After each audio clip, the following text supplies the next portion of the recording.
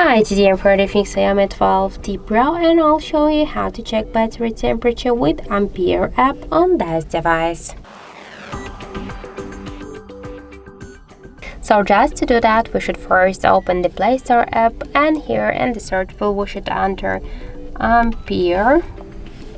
Now we should get this application, that's why tap to install, and let's wait a couple of seconds while this application downloading and then installing on our device. Then just click here to open the app, tap to yes, agree, pick close. On the left down corner tap to OK, and we can see information about our battery temperature, and in my case that's 30 degrees.